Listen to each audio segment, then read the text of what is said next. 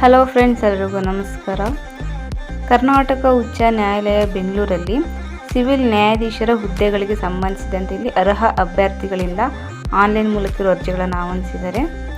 ಇಲ್ಲಿ ಅರ್ಜಿ ಸಲ್ಲಿಸಲು ಕೊನೆಯ ದಿನಾಂಕ 15 ಮೇ 2020 ಲಾಸ್ಟ್ ಡೇಟ್ ಇರುತ್ತೆ. ಓಕೆ, ನಂತರ ಇಲ್ಲಿ ಹುದ್ದೆಗಳ ವರ್ಗೀಕರಣವನ್ನು ನೋಡ್ತಾ ಹೋಗೋದಾದ್ರೆ ಇಲ್ಲಿ ಕ್ಯಾಟಗರಿ ವೈಸಲ್ಲಿ ಡಿವೈಡ್ ಮಾಡಿ ತಿಳಿಸಿದರೆ, ನೀವು ಬೇಕು ಅಂದರೆ ಇದನ್ನು ವಿಡಿಯೋನ ಪಾಸ್ ಮಾಡಿ ನೋಡ್ಕೋಬೋದು. ಸೊ ಟೋಟಲ್ ಆಗಿ ಇಲ್ಲಿ 90 ವೇಕೆನ್ಸಿನವರು ಕನ್ಫರ್ಮ್ ಮಾಡಿದ್ದಾರೆ. ನಂತರ ವಿದ್ಯಾರ್ಥಿನ ನೋಡ್ತಾ ಹೋಗೋದಾದರೆ ಇಲ್ಲಿ ಅಭ್ಯರ್ಥಿಗಳು ಕಾನೂನು ಪದವಿಯನ್ನು ನೀವು ಪಡೆದಿರಬೇಕು, ಅಂದರೆ LLB ನೀವು ಮಾಡಿರಬೇಕಾಗುತ್ತೆ. ನಂತರ ಭಾರತದ ಸರ್ವೋಚ್ಚ ನ್ಯಾಯಾಲಯದಲ್ಲಿ ಅಥವಾ ದೇಶದ ಉಚ್ಚ ನ್ಯಾಯಾಲಯಗಳಲ್ಲಿ ಅಥವಾ ಜಿಲ್ಲಾ ಮತ್ತು ಅಧಿವಿಚಾರಣಾ ನ್ಯಾಯಾಲಯಗಳಲ್ಲಿ ವಕೀಲರಾಗಿ ಕಾರ್ಯನಿರ್ವಹಿಸುತ್ತಿರಬೇಕು ಮತ್ತು 3 ವರ್ಷಗಳಿಗಿಂತ ಕಡಿಮೆ ಇಲ್ಲದ ಅವಧಿಯವರೆಗೆ ನಿರಂತರವಾಗಿ ವೃತ್ತಿಯನ್ನು ಮಾಡಿರಬೇಕು ಅಥವಾ ಕೇಂದ್ರ ಸರ್ಕಾರ ಅಥವಾ ದೇಶದ ರಾಜ್ಯ ಸರ್ಕಾರಗಳ ಪೂರ್ಣಾವಧಿಯ ಉದ್ಯೋಗದಲ್ಲಿ ಸರ್ಕಾರಿ ನ್ಯಾಯವಾದಿಯಾಗಿ ಕೆಲಸ ನಿರ್ವಹಿಸಿರಬೇಕು ಮತ್ತು 3 ವರ್ಷಗಳಿಗಿಂತ ಕಡಿಮೆ ಇಲ್ಲದ ಅವಧಿಯವರೆಗೆ ನೀವು ಕಾರ್ಯನಿರ್ವಹಿಸಿರಬೇಕು ಅಂತ ಕೇಳಿದರೆ. ಓಕೆ, ನಂತರ ವಯಸ್ಸಿನ ಮಿತಿ ನಾವು ನೋಡ್ತಾ ಹೋಗೋದಾದರೆ ಕನಿಷ್ಠ ಅಂದರೂ 18 ವರ್ಷ ತುಂಬಿರಬೇಕು. ನಂತರ ಗರಿಷ್ಠ ವಯೋಮಿತಿನ ನೋಡ್ತಾ ಹೋಗೋದಾದರೆ ಇಲ್ಲಿ ಅನುಸೂಚಿತ ಜಾತಿ ಅಥವಾ ಅನುಸೂಚಿತ ಪಂಗಡ ಮತ್ತು ಇತರೆ ಹಿಂದುಳಿದ ವರ್ಗಗಳ ಪ್ರವರ್ಗ 1ಕ್ಕೆ ಸೇರಿದ ಅಭ್ಯರ್ಥಿಗಳಿಗೆ ಗರಿಷ್ಠ 45 ವರ್ಷಗಳು ಮೀರಿರಬಾರ್ದು. ಓಕೆ, ನಂತರ ಇತರೆ ಹಿಂದುಳಿದ ವರ್ಗಗಳ ಪ್ರವರ್ಗ 2A, 2B, 3A, 3B ಅಭ್ಯರ್ಥಿಗಳಿಗೆ ಗರಿಷ್ಠ 43 ವರ್ಷಗಳು ಮೀರಿರಬಾರ್ದು. ನಂತರ ಇತರೆ ಯಾವುದೇ ಅಭ್ಯರ್ಥಿಗಳಿಗೆ ಇಲ್ಲಿ 40 ವರ್ಷ ಮೀರಿರಬಾರ್ದು ಅಂತ ತಿಳಿಸಿದ್ದಾರೆ.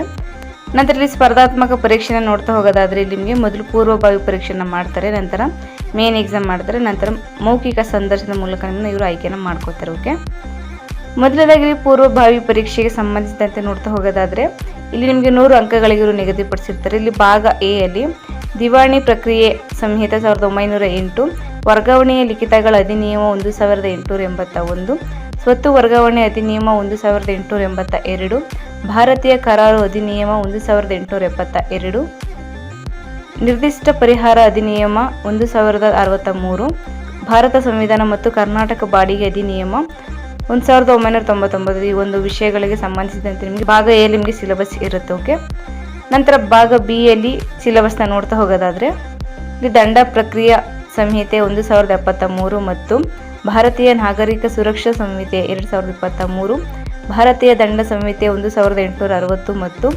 ಭಾರತೀಯ ನ್ಯಾಯ ಸಂಹಿತೆ 2023, ಭಾರತೀಯ ಸಾಕ್ಷ್ಯ ಅಧಿನಿಯಮ 1872 ಮತ್ತು ಭಾರತೀಯ ಸಾಕ್ಷ್ಯ ಅಧಿನಿಯಮ 2023. ನಂತರ ಭಾಗ ಸಿ ಯಲ್ಲಿ ಸಾಮಾನ್ಯ ಜ್ಞಾನ, ತಾರ್ಕಿಕ ಮತ್ತು ಮನೋಸಾಮರ್ಥ್ಯ ಪರೀಕ್ಷೆಗಳಿಗೆ ಸಂಬಂಧಿಸಿದಂತೆ ನಿಮಗೆ ಭಾಗ ಸಿ ಯಲ್ಲಿ ಇರುತ್ತೆ.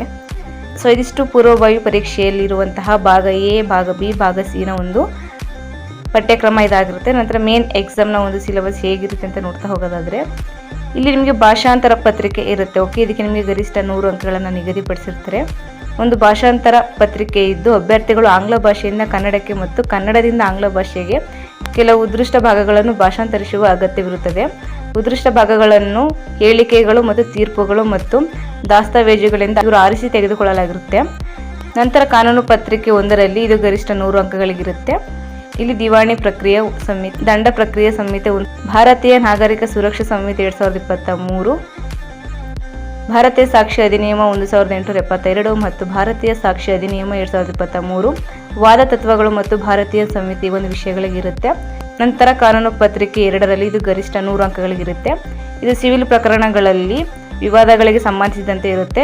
ನಂತರ ಮೌಖಿಕ ಸಂದರ್ಶನ, ಇದಕ್ಕೆ ನಿಮಗೆ ಗರಿಷ್ಠ 100 ಅಂಕಗಳನ್ನು ನಿಗದಿಪಡಿಸಿರ್ತಾರೆ. ಇಲ್ಲಿ ಅಭ್ಯರ್ಥಿಗಳು ಸಾಮಾನ್ಯ ಜ್ಞಾನ, ಕಾನೂನು ತತ್ವ ಗ್ರಹಿಕೆ ಮತ್ತು ಇಲ್ಲಿ ಸಿವಿಲ್ ನ್ಯಾಯಾಧೀಶರಾಗಿ ನೇಮಕವಾಗಲು ಅವರಿಗಿರುವ ಅರ್ಹತೆಗಳನ್ನು ಇವರು ಪರೀಕ್ಷಿಸ್ತಾರೆ. ನಂತರ ಕಂಪ್ಯೂಟರ್ ಜ್ಞಾನ ಪರೀಕ್ಷೆನ ಇವರು ಮಾಡ್ತಾರೆ. ಗರಿಷ್ಠ ಇದಕ್ಕೆ ನಿಮಗೆ 25 ಅಂಕಗಳನ್ನು ನಿಗದಿಪಡಿಸಿರ್ತಾರೆ. ಇಲ್ಲಿ ಪೂರ್ವಭಾವಿ ಪರೀಕ್ಷೆಯಲ್ಲಿ ನೀವು ಕನಿಷ್ಠ ಅಂದರೆ 60 ಅಂಕಗಳನ್ನು ಪಡೆಯಬೇಕಾಗುತ್ತೆ.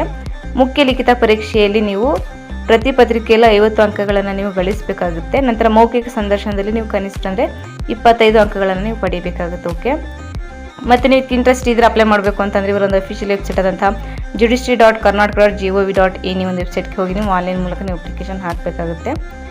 ಇಲ್ಲಿ ಪೂರ್ವಭಾವಿ ಪರೀಕ್ಷೆಯಲ್ಲಿ ಫೀಸ್ನ ನಾವು ನೋಡ್ತಾ ಹೋಗೋದಾದರೆ ಇಲ್ಲಿ ಸಾಮಾನ್ಯ ವರ್ಗ ಮತ್ತು ಪ್ರವರ್ಗ 2A, 2B, 3A, 3B ಅಭ್ಯರ್ಥಿಗಳಿಗೆ 1000 ರು ಅಷ್ಟು ನಿಮಗೆ ಫೀಸ್ ಇರುತ್ತೆ. ಓಕೆ, ನಂತರ ಪರಿಶಿಷ್ಟ ಜಾತಿ, ಪರಿಶಿಷ್ಟ ಪಂಗಡ ಪ್ರವರ್ಗ 1 ವರ್ಗಕ್ಕೆ ಸೇರಿದ ಅಭ್ಯರ್ಥಿಗಳಿಗೆ ಮತ್ತು ಅಂಗವಿಕಲ ಅಭ್ಯರ್ಥಿಗಳಿಗೆ ಇಲ್ಲಿ 500 ರು ಅಷ್ಟು ನಿಮಗೆ ಫೀಸ್ ಇರುತ್ತೆ. ಓಕೆ, ಇದು ಪೂರ್ವಭಾವಿ ಪರೀಕ್ಷೆಗೆ ಸಂಬಂಧಿಸಿದಂತೆ ಇರುತ್ತೆ. ನಂತರ ಮುಖ್ಯ ಲಿಖಿತ ಪರೀಕ್ಷೆಯ ಒಂದು ಶುಲ್ಕವನ್ನು ನೋಡ್ತಾ ಹೋಗೋದಾದರೆ ಇಲ್ಲಿ ಸಾಮಾನ್ಯ ವರ್ಗ ಮತ್ತು ಪ್ರವರ್ಗ 2A 2B 3A 3B ಅಭ್ಯರ್ಥಿಗಳಿಗೆ 1,500 ರು ಅಷ್ಟು ನಿಮಗೆ ಫೀಸ್ ಇರುತ್ತೆ. ನಂತರ ಪರಿಶಿಷ್ಟ ಜಾತಿ, ಪರಿಶಿಷ್ಟ ಪಂಗಡ, ಪ್ರವರ್ಗ 1 ಮತ್ತು ಅಂಗವಿಕಲ ಅಭ್ಯರ್ಥಿಗಳಿಗೆ ಇಲ್ಲಿ 750 ರು ಅಷ್ಟು ನಿಮಗೆ ಫೀಸ್ ಇರುತ್ತೆ. ನೀವು ಫೀಸನ್ನು ನೀವು ಆನ್ಲೈನ್ ಮೂಲಕ ನೀವು ಪೇ ಮಾಡ್ಕೋಬೇಕಾಗುತ್ತೆ. Net banking, credit card, debit card, UPI ಮೂಲಕ ನೀವು ಆನ್ಲೈನ್ ಪೇಮೆಂಟ್ ನೀವು ಮಾಡ್ಕೋಬೇಕಾಗುತ್ತೆ. ಓಕೆ, ಇದಕ್ಕೂ ಸಹ ಲಾಸ್ಟ್ ಡೇಟ್ ಬಂದು 15 ಮೇ 2026 ಲಾಸ್ಟ್ ಡೇಟ್ ಇರುತ್ತೆ. ಓಕೆ, ಸೊ ಇದಿಷ್ಟು ಕರ್ನಾಟಕ ಉಚ್ಚ ನ್ಯಾಯಾಲಯ ಬೆಂಗಳೂರಲ್ಲಿ ಕನ್ಫರ್ಮ್ ಮಾಡಿರುವಂತಹ ಸಿವಿಲ್ ನ್ಯಾಯಾಧೀಶರ ಹುದ್ದೆಗಳಿಗೆ ಸಂಬಂಧಿಸಿದಂತೆ ಮಾಹಿತಿ ಇದಾಗಿರುತ್ತೆ. ಸೊ ಯಾರೆಲ್ಲ ಇಂಟ್ರೆಸ್ಟ್ ಇದ್ದರೆ ಇವರೊಂದು ಅಫಿಷಿಯಲ್ ವೆಬ್ಸೈಟ್ಗೆ ಹೋಗಿ ನೀವು ಅಪ್ಲೈ ಮಾಡಿ, ಇಲ್ಲಾಂದರೆ ನಾನು ಈ ಒಂದು ವಿಡಿಯೋ ಡಿಸ್ಕ್ರಿಪ್ಷನಲ್ಲಿ ಲಿಂಕ್ ಕೊಟ್ಟಿರ್ತೀನಿ. ಸೊ ಇಂಟ್ರೆಸ್ಟ್ ಇರೋರು ನೀವು ಲಿಂಕ್ ಕ್ಲಿಕ್ ಮಾಡಿ ನೀವು ಅಪ್ಲೈ ಮಾಡಿ. ಮತ್ತು ನಿಮ್ಮ ಫ್ರೆಂಡ್ಸ್ ಯಾರೆಲ್ಲ LLB ಮಾಡಿ ಮತ್ತು ಎಕ್ಸ್ಪೀರಿಯನ್ಸ್ ಇರುತ್ತೆ ಅವ್ರಿಗೆ ಶೇರ್ ಮಾಡಿ, ಅವ್ರಿಗೆ ಯೂಸ್ ಆಗ್ಬೋದು, ಅವರು ಅಪ್ಲೈ ಮಾಡಲಿ ಅಂತ ಹೇಳ್ತಾ ಈ ಒಂದು ವಿಡಿಯೋ ಇಷ್ಟ ಆಯಿತು ಅಂದರೆ ದಯವಿಟ್ಟು ಒಂದು ಲೈಕ್ ಮಾಡಿ, ಶೇರ್ ಮಾಡಿ ಮತ್ತು ಹೀಗೆ ಒಂದು ಹೆಚ್ಚಿನ ಜಾಬ್ ಅಪ್ಡೇಟ್ಸ್ಗಳಿಗಾಗಿ ನಮ್ಮ ಯೂಟ್ಯೂಬ್ ಚಾನಲ್ ಸಬ್ಸ್ಕ್ರೈಬ್ ಮಾಡಿ, ಸಪೋರ್ಟ್ ಮಾಡಿ ಫ್ರೆಂಡ್ಸ್. Thank you.